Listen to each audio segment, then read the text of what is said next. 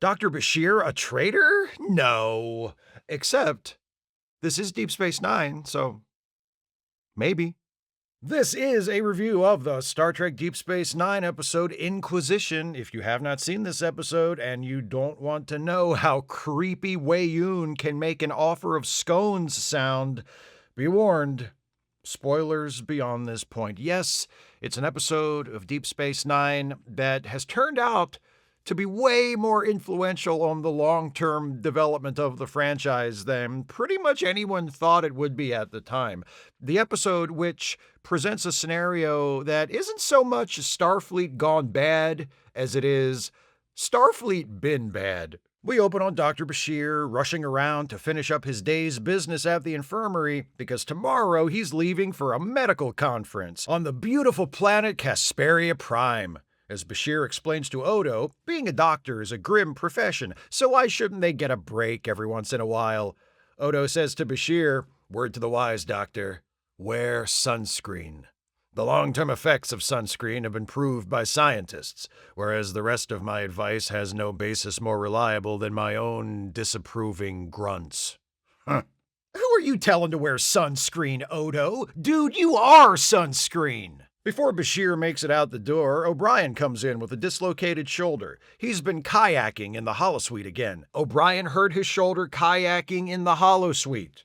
And Bashir tells him it's going to be tender for a few days. Remember that, in case it comes up again for some reason. I'm not saying it will. Bashir pops the shoulder back in, injects O'Brien with a powerful and presumably habit-forming painkiller, then he's out the door on his way to his quarters to sleep because he's leaving for the conference tomorrow. So why was he in such a hurry to get out of the infirmary? I guess he just hates his job and was looking forward to his time off. That's relatable. Cut to Bashir waking up at 7 a.m. the next morning. He can't believe that's what time it is. He feels as though he's only just laid down. But whatever, he gets dressed, packs a few last things, and is about to head out to catch his transport when Captain Sisko pages all senior officers to Ops. Yawning all the way, Bashir reports to Ops, where he and the rest of the senior staff are introduced to this guy, Deputy Director Sloan of Starfleet Internal Affairs. He's been sent by the Federation Council to investigate reports of a security breach on Deep Space Nine. Apparently, someone has been passing along vital information to the Dominion, which is bad since they're at war with the Dominion at the moment. Sloan announces that he will be conducting interviews with each officer, and that until his investigation is completed, they are all confined to their quarters. That means Bashir's medical conference vacation is canceled. Stuck in his quarters, Bashir tries to order breakfast. Scones and jam, how posh. But the replicator isn't working. One of Sloan's security officers comes to collect Bashir and take him to be interviewed by Sloan, and the interview goes really well. This Sloan guy seems kind of cool. Wow, at first I took him for a real Hardcastle, but he's much more of a McCormick. He asks Bashir a few basic questions about that time he was held in a Dominion prison camp, and that time he worked with a group of genetically enhanced people and managed to break through to them in a way no one had before. Sloan even gladly takes Bashir's breakfast order when Bashir complains about his replicator. What a nice, helpful man. God bless you, Deputy Director Sloan. A bit later, Bashir is back in his quarters. His breakfast arrives, and he eagerly lifts the cloche to find a plate of worms. Gah! The only dish named after the sound you make when you see it. Does this mean Worf has been chopped? Anyway, Bashir decides to just skip breakfast and notices that some of his things appear a bit out of place, suggesting that someone's been in his room. Even his teddy bear, Kukulaka, has been knocked over. Fuck that! You don't mess with someone's stuffed animals. Kill their friends, torture their family, but you don't touch the plushies, motherfucker! Bashir gets a sneaky call on the computer from O'Brien, who is breaking the security protocol to warn Bashir that he is the target of Sloan's investigation. I was just grilled by Sloan for 2 hours, and every question was about you, O'Brien says. Bashir's like, really? They're after me, not you? That doesn't seem right. Sloan's goons return and take Bashir back to Sloan, who seems decidedly less friendly this time. Sloan aggressively questions Bashir about his time as a prisoner of the Dominion, when he was there with General Martok and eventually Worf and Garrick. Sloan mentions Bashir being placed in solitary confinement while at the camp, disputes the number of days he was in solitary, demands to know if he met with anyone while he was in solitary, questions how Bashir and the others were able to escape from the camp, and then finally gets around to the point. Sloan accuses Bashir of being a Dominion spy, a secret Dominion spy, so secret that even Bashir himself doesn't realize it. Here's what Sloan thinks has happened. When Bashir was taken to solitary at the Dominion prison camp, he was tortured, broken, and recruited to the Dominion. Then they psychologically programmed him to suppress the memory of being a Dominion agent. That way they could use him as a spy, and whenever they wanted to find out what he knew, all they'd have to do is bring him in, remove the memory block, and Dominion agent Julian Bashir would willingly spill his guts. Bashir's like, no, I don't think that's it. And I'm not answering any more questions unless you charge me with something and I have my lawyer present. Sloan's like, invoking your constitutional rights, eh? All right, fine. You want to play hardball? We can do that. Guards! And he has Bashir taken to the brig, where he finds that Odo has been relieved of duty and Sloan's Starfleet goons have taken over. Sisko steps in and says to Sloan, hey, I'm still in command of this space station, and as long as I am, nobody violates anybody's rights except me. You got that, Sloan? Sloan agrees, and from then on, Sisko is present for Sloan's interrogations of Bashir, because on Star Trek, captains are lawyers. I think we've established this by now. With Sisko there, Sloan grills Bashir about that time he tried to wean some Jem'Hadar off of their addiction to the drug the Vorta used to control them, about the time those genetically enhanced people he worked with tried to convince Starfleet to surrender to the Dominion in the war, about the time he spent 30 years covering up the fact that he was genetically enhanced himself. Sisko's like, objection, that last one was a retcon. Bashir has made some questionable decisions, Sisko admits, but that doesn't make him a traitor. He points out that Sloan's entire case seems to be built on circumstantial evidence and speculation. Sloan's like, yeah, because he's so good at covering his tracks, which he would be if he was a Dominion secret agent. If you think about it, the lack of evidence for my case is actually the best evidence for my case. Claiming that the lack of evidence that a person is a criminal is evidence that person is a criminal? Can you imagine agents of the government doing that? This is just too far-fetched. I'm sorry, I can't. They take Bashir back to his cell. Sisko says, I believe you, okay? I'm on your side. But isn't it possible you might have been recruited as a Dominion spy and had your memory erased? Bashir's like, well, yeah, it's possible we're on Star Trek. It's possible I'm a talking slime mold in a human suit, but I'm not. And I'm not a spy either. Sisko's like, okay. That night, Bashir is asleep when Sloan and his goons wake him up, and Sloan tells him he's being transferred from Deep Space Nine to a starbase for further questioning. Bashir protests, but Sloan orders his goons to move Bashir to the shuttle. But as soon as the force field goes down in Bashir's cell, he's beamed out. He materializes in a Cardassian ship where he's greeted by Weyoun, who tells him, welcome home. Weyoun tells a disbelieving Bashir that basically all that stuff Sloan said about him being a Dominion spy who doesn't know he's a Dominion spy is true. They got to him at the prison camp, and he's been working for them ever since. He's been debriefed like this by Weyoun several times, and it always goes the same way. Bashir resists, but eventually he remembers. Weyoun's like, how about some scones? They always help jog your memory.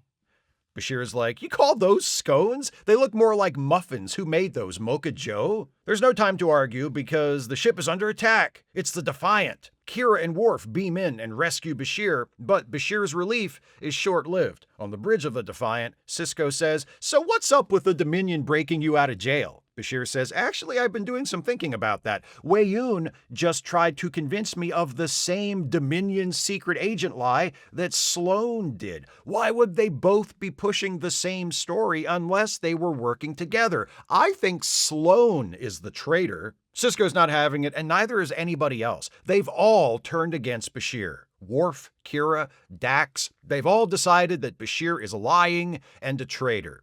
Bashir turns to O'Brien, puts his hand on O'Brien's shoulder, and says, "At 2 miles?" And O'Brien angrily shrugs him off with the injured shoulder that's supposed to still be tender. Bashir says, "Your shoulder? You hurt it when, quick, let me think of a lie to expose you. When you went on that date with Rosie Palm and her 5 sisters." O'Brien's like, "Yeah, so? It got better." And Bashir is like, "Aha! You hurt your shoulder kayaking, not cockjacking. You're not the real Chief O'Brien. None of you are the real anybody." Bashir's surroundings shimmer away, and he finds himself standing in a holodeck. And there's Sloan, dressed all in severe black leather, like a good guy. Sloan says, "Congratulations, Doctor, you figured it out. None of it was real, except for me. I thought you were with the Dominion, but you've proven me wrong. That doesn't happen often. You've proven your loyalty to the Federation." Sloan explains that everything Bashir's experienced since waking up the morning he was supposed to leave for his medical conference has been a holodeck simulation. Sloan had hoped to continue the simulation a little longer just to be sure Bashir was still loyal to the Federation, but he noticed that little inconsistency with O'Brien's shoulder and figured it all out. Bashir says, "Who do you work for? You're obviously not with Internal Affairs." Sloan says, "No, I work for a different branch of Starfleet's intelligence service. We're called Section 31. Is that supposed to mean something to me? No, but in another 20 or 30 years, it'll be a way bigger deal than it should be. For now, we're a super secret autonomous group within Starfleet. We operate under the authority of the Starfleet Charter with the tacit approval of Starfleet Command, but we don't have to file reports. We have no direct oversight. We can pretty much do whatever we want. We identify threats to the Federation, and we deal with them." "How do you deal with them?" "We give them a special hug, usually around the neck, but you don't have to worry about that. In fact, Doctor, I'm so impressed by you that I want to offer you a job. You're an ideal operative, smart, resourceful. You pretend to be James Bond on the holodeck already. Why not do it for real? With us, you'll get to save lives and you'll get to kill people. It's 2 great tastes that taste great together." Bashir's like, "Forget it, Sloan. You've got the wrong guy." Sloan's like, "Well, think it over and I'll be in touch." And one of his goons hits Bashir with a dose of knockout juice, and we cut to Sisko's office a bit later, where Bashir has just told everyone about everything that's happened. Sisko confirms that there's no record of Sloan at Starfleet, but that Starfleet Command will neither confirm nor deny the existence of Section 31. Bashir seems disillusioned. He says, "What does the fact that Starfleet has such an organization say about us? Are we really willing to sacrifice our principles in order to survive?" And Sisko says, "Ask me again next week." Kira suggests trying to find Sloan, but Sisko says that probably won't be necessary. Sloan will come to them, because he tried to recruit Bashir, and he doesn't sound like the kind of guy to take no for an answer. Sisko turns to Bashir and says, "The next time Sloan asks you to join Section 31, say yes." Odo says, "Congratulations, you'll get to play spy for real this time." Bashir is like, "Great. Thanks, Constable Sunscreen." The end! In the previous video of this series, I reviewed The Wounded, which at times feels less like a TNG episode and more like a prototype for a DS9 episode. Now I'm reviewing Inquisition, which feels more like a DS9 episode even than most DS9 episodes. Here we have a story that asks us to question what we know about one of our heroes and what we know about the supposedly benevolent and noble organization that hero works for. Are the good guys really as good as they seem? It's a question the creators of Deep Space Nine ask over and over again, and it pretty much always results in compelling drama. That's definitely the case here. Obviously, I couldn't have done a Starfleet Gone Bad themed series of reviews without reviewing a Section 31 episode. This is the only Section 31 episode I'm covering in this batch, but believe me, I will definitely get around to the others. Section 31 was introduced in Deep Space Nine, and, perhaps not surprisingly, Deep Space Nine is the only series that's really seemed to get it. and to know what to do with it. The other Trek shows that have made use of Section 31, Enterprise, Discovery, the Section 31 movie, have presented it as a slightly more disreputable than average branch of Starfleet intelligence, but in this episode and its subsequent appearances on Deep Space Nine, it's something much darker and much scarier than that. Sloan describes Section 31 to Bashir as essentially a tolerated rogue agency within Starfleet. The top brass knows it exists, but doesn't want to know anything about what it does. That way, they can enjoy the benefits of having a team of ruthless, lawless, ends justify the means enforcers on their side without having to take any responsibility for what that team does. The power and resources of the state with none of the accountability. That's Section 31.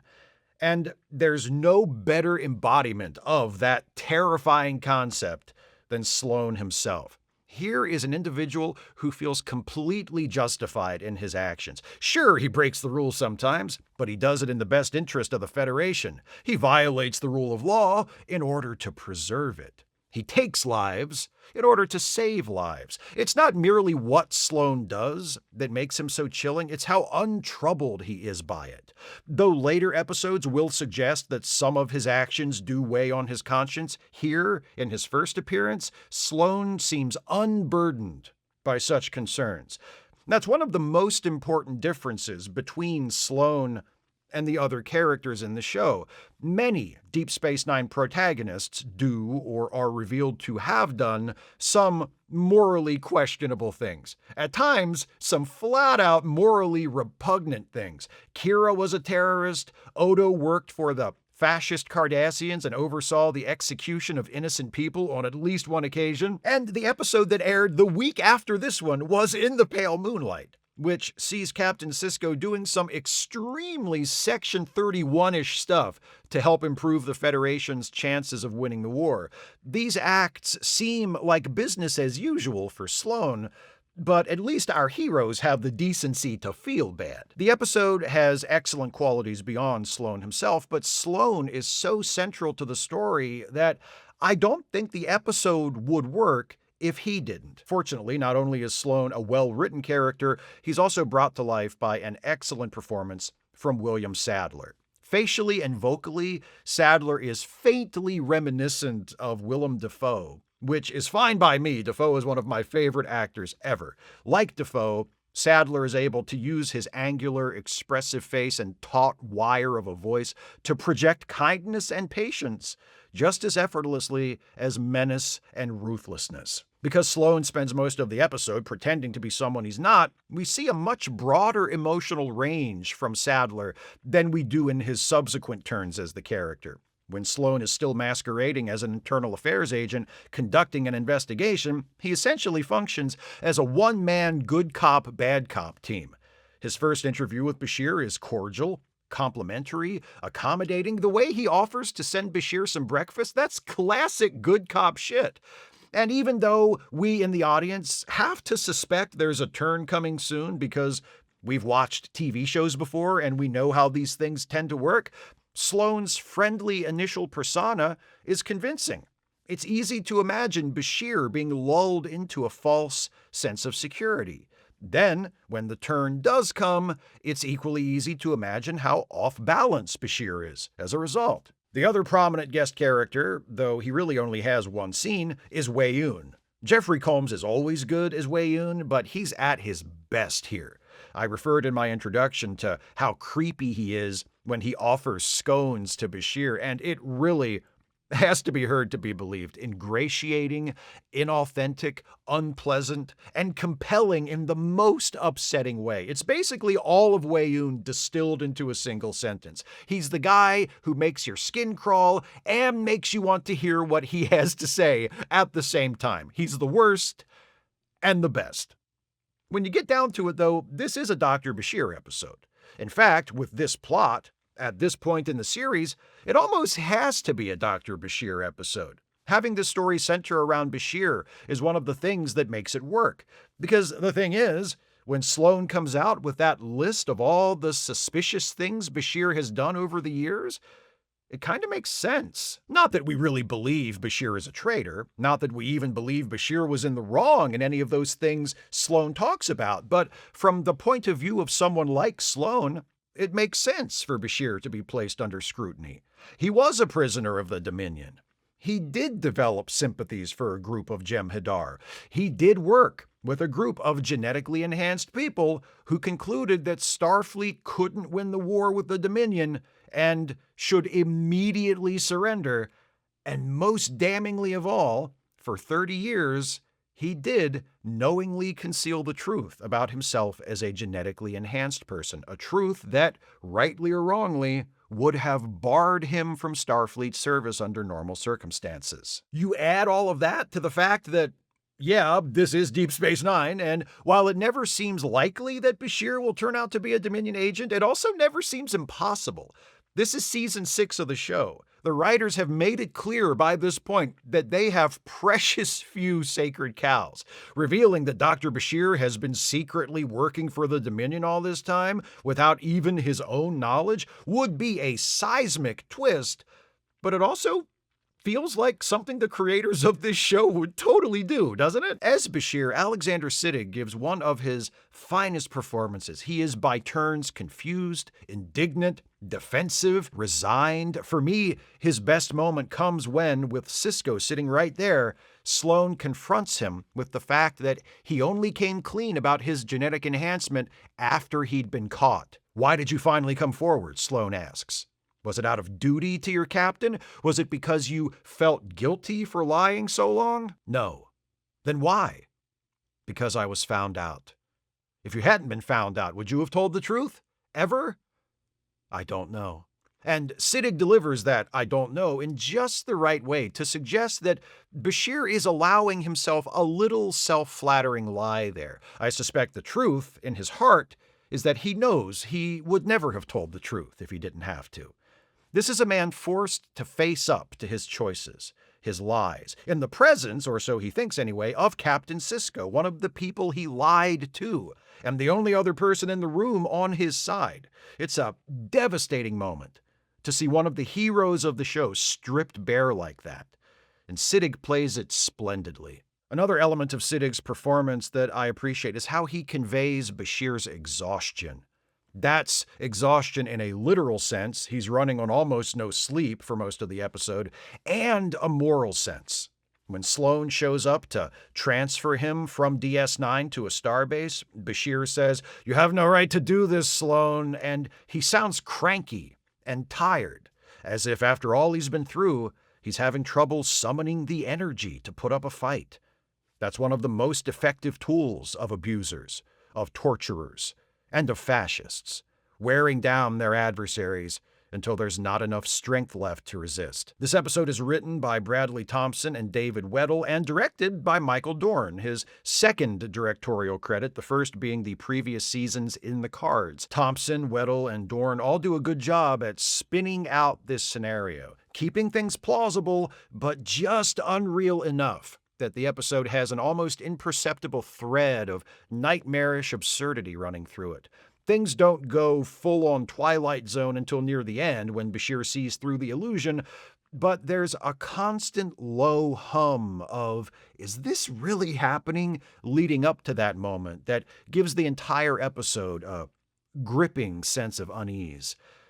Inquisition is an episode about an innocent person who is abducted by agents of his own government, imprisoned, accused of crimes for which there is no evidence, manipulated, mistreated, threatened. When he asks why, he's told that these things have been done by patriots who are acting to protect the public, and that he, the victim of their abuses, should be grateful for their protection. If this episode premiered today, some people might accuse it of being too on the nose and heavy-handed, but it was first broadcast in 1998. Some of you have commented on the episodes I've reviewed so far this year and remarked on how I must be choosing these episodes specifically so I can use the reviews to comment on current events. The thing is, I'm not. The themes of the review batches, the specific episodes, the dates these videos are produced and released, I decide all of that far in advance, and it's all pretty arbitrary. If my choices for which episodes to review seem pointedly pertinent, it's not intentional, but it's also not surprising given the world we live in and the kind of show Star Trek is and has always been. Star Trek was created to be about something, to have something to say, not just about our future and our potential, but about our here and now. I've often said, it's not about people on spaceships hundreds of years from now. It's about us in this world at this moment in time. Episodes like Inquisition feel pertinent because the problems they dramatize are problems we can never seem to completely free ourselves of. They come back to trouble us again and again. Inquisition is a good episode, an important episode, and, especially now, a very relevant episode. Hopefully someday we'll be able to watch it again and find it a little less relevant than it is right at this moment. That would be nice. Those are my thoughts on Inquisition. What do you think of this episode? Please share your thoughts with me in the comments. If you'd like to support this channel, and I sure wish you would, if you can afford it, you can do so by becoming a patron at patreon.com/Steve Shives, becoming a channel member by clicking the join button, or by making a one-time gift by clicking the thanks button, or via PayPal or Venmo. Links are in the description. Please join me next time as this Starfleet Gone Bad batch of reviews concludes with a look at the two-parter that ends Season 5 and opens Season 6 of Star Trek Voyager, an episode called Equinox. See you next time for that. Thanks for watching, and take care, everybody.